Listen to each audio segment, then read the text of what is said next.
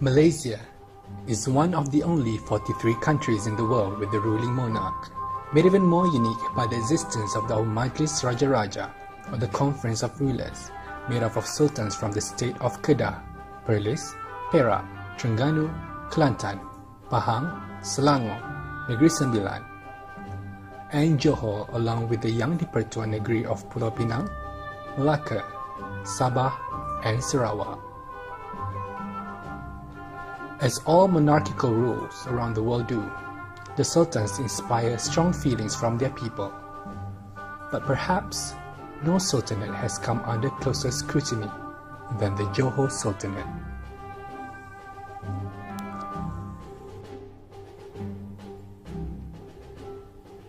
The history of the modern Johor Sultanate began with Sultan Sir Abu Bakar, the first Malay Sultan to travel to Europe in 1866.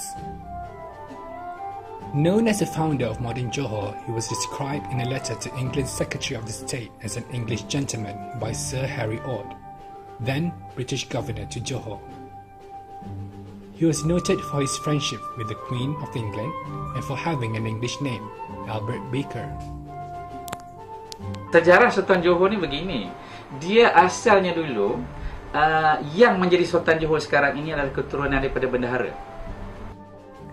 Another noted Anglophile is the second Sultan of modern Johor, Sultan Sir Ibrahim. One of the richest men of the world at the time, he toured Britain frequently and was most famous for his Anglophilia. While the first two Sultans of modern Johor were relatively renowned for their close relations with Britain, later down the road, the Sultanate gained a sense of notoriety in addition to the celebrity status. The fourth Sultan of modern Johor, Sultan Iskandar al-Hajj, was notorious for his turbulent temper. His son, Sultan Ibrahim Ismail, the current Sultan of modern Johor, has also courted controversy in the past. Despite that, both Sultan Ibrahim Ismail and his father are well loved by the people, despite the sometimes fatal transgressions. Why do the people of Johor love and cherish their sultans despite this so-called infamy? For that, we must take a closer look at the role of the sultan in the people's lives and the effects of their celebrity status on the people. The Sultan as a symbol. A man once proclaimed that there was no such thing as bad publicity. Whether or not this applies to the Sultanate is still out for debate.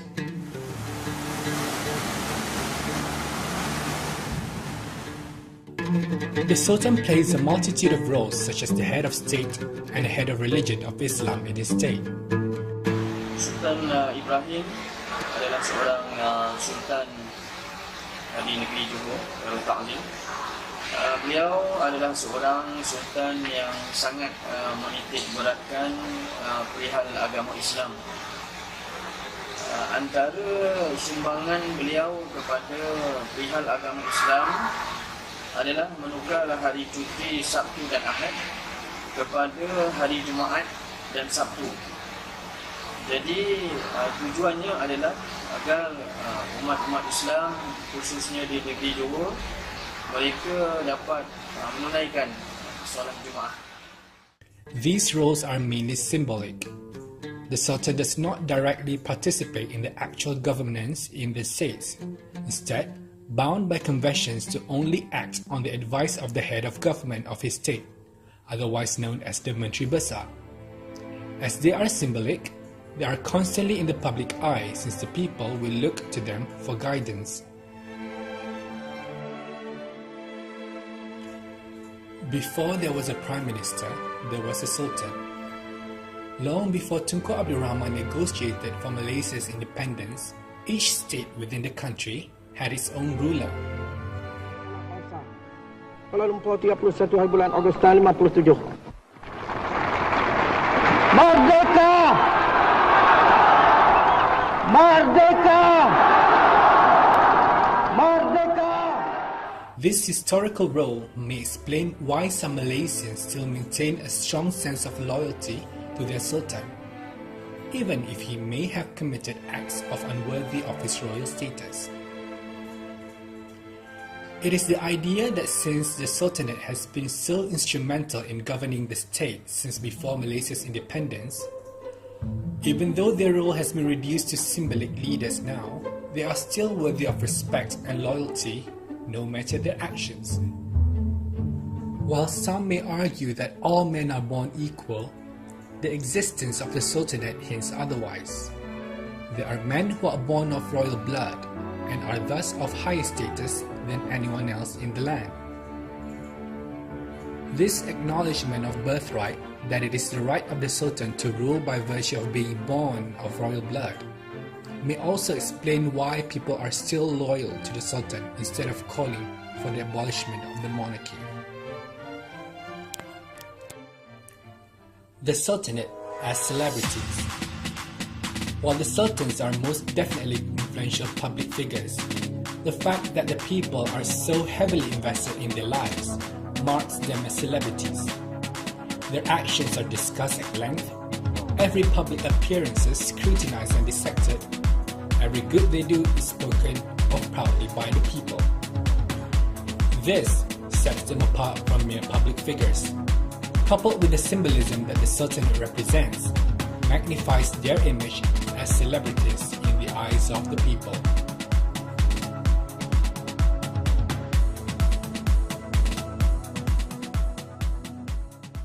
Saya rasa okey, bagus.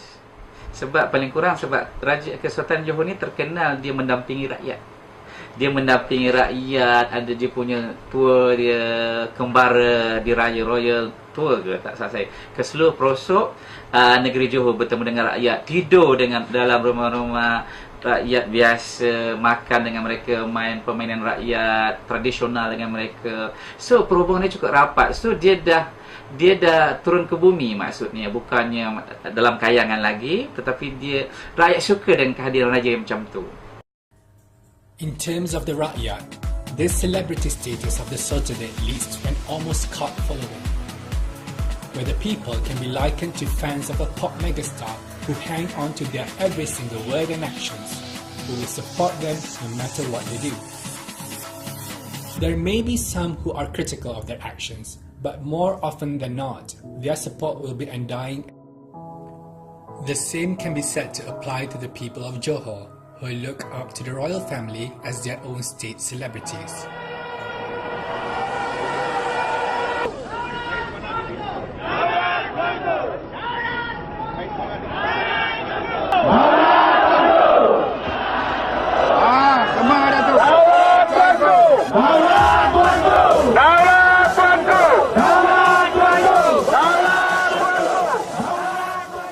The story of the Johor Sultanate.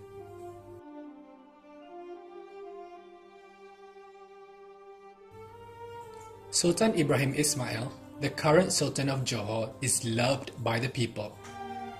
While rambunctious in his youth, as Sultan he has made multiple public appearances, or mencemaduli in Malay, taking time to have meals with the people and visiting those affected by natural disasters. He is also famously forthright in interviews, which endeared him even more to his people. He also founded the Kembara Mahkota Johor when he was still the Crown Prince, which is a motorcycle tour program designed to enable him to meet fellow Johorians, as well as giving back to the poor and the needy. His wife, Her Royal Highness Permaisuri Raja Zare Sophia, is also well known for her kindness and charity to the people, alongside her willingness to be with the people in their time of need. She is also very social media savvy, utilizing Facebook to connect directly with the people. The Princess, Tunku Aminah Maimunah Iskandria, has helmed several ventures into fashion and skincare in the past, and was recently appointed as the first patron of the Johor Bahru SPCA. On the flip side, however, members of the royal family have occasionally acted as unbefitting of their station. The current Crown Prince, the Tengku Mahkota Johor, Tunku Ismail Sultan Ibrahim, also fondly known as TMJ, has several times courted controversy in the press with his actions. His involvement in the Persatuan Bola Sepak Negeri Johor has made headlines multiple times, with his well-meaning but over-enthusiastic behaviour regarding the football club. Recently this year, the Tengku Mahkota Johor, as a gesture of goodwill, offered to pay for the people's groceries at a supermarket in Johor. But what ensued was chaos as people attempted to take advantage of this and began piling their trolleys with items they didn't even need. The massive number of people who had taken advantage of this caused a shutdown at the cashier counters, and the day ended with many filled trolleys abandoned in the middle of the store, creating thousands of ringgits worth of waste. It is unknown if Tengku Mahkota Johor compensated the store for the mess afterward. It must be noted, however, that Tengku Mahkota Johor has brought the Johor Darul Takzim Football Club to the forefront of national football, with JDT achieving the 5th consecutive win in the Liga Super. Tengku Mahkota Johor's direct involvement has also brought football fans together in support of not only their favourite football team, but also the Crown Prince himself. Of the people, for the people. With the many donations to hospitals, charities and public servants, Sultan Ibrahim Ismail and his wife, Permaisuri Raja Zari Sofia, are seen as the epitome of good ruler, kind and just, and caring for the people's woes. They do not hesitate to mencemaduli to be with the people, and the people love and respect them.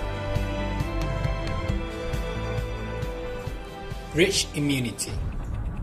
Some call them show-offs.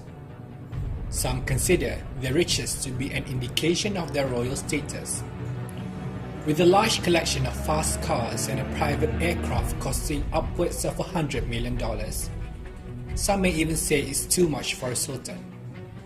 Some feel this sort of luxurious lifestyle is disingenuous of the royal family in helping the people, and then they should be more understated in their wealth. Some also feel members of the royal family should not be getting away with criminal conduct. And indeed, the Gomez incident of 1992 involving Sultan Iskandar Al-Hajj had led to the 1993 amendments to the Constitution of Malaysia, allowing rulers who violated the law to be prosecuted, and it came to be very well received among the people.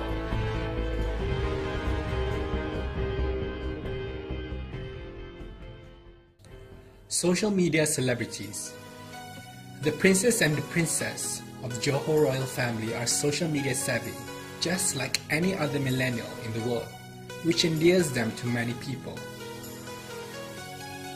Tengku Mahkota Johor, despite his very formal Instagram handle at HRH Crown Prince of Johor, uses it mainly to post little snippets of his daily life with his family.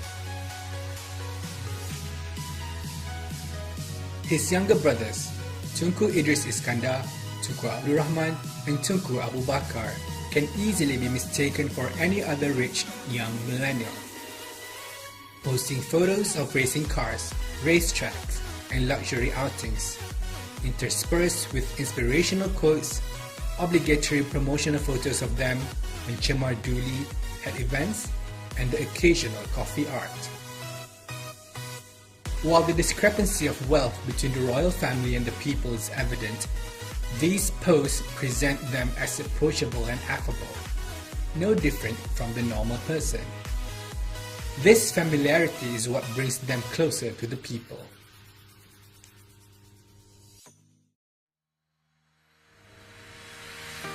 Light and hope of Johor. Sultan Ibrahim Ismail is a proactive ruler in that he is deeply concerned with political issues and the state of the country overall. Having penned an open letter addressing corruption in Malaysia and outspokenly addressing issues about racism and politics.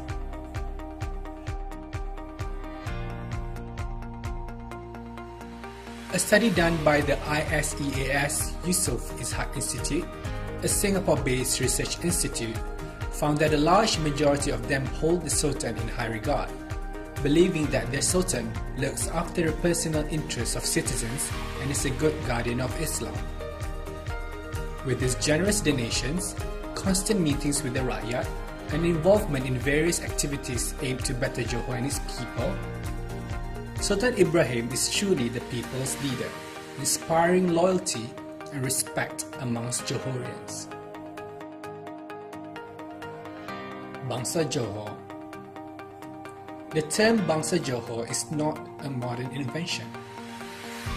Coined by the second Sultan of modern Johor, Sultan Sir Ibrahim Iskandar, and written down in the Undang-Undang Tubuh Negeri Johor, or the Constitution of Johor,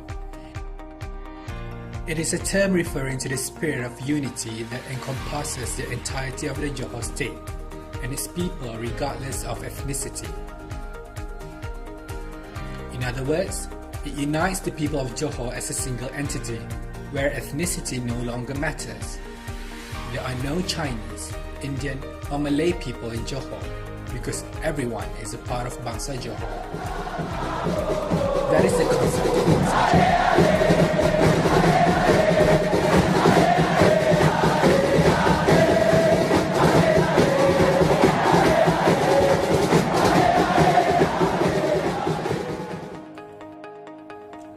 While coined by Sultan Sir Ibrahim Iskandar long before the Constitution of Malaysia was created, it was not until recently that the term was popularized by the current Sultan and the Tengku Mahkota Johor.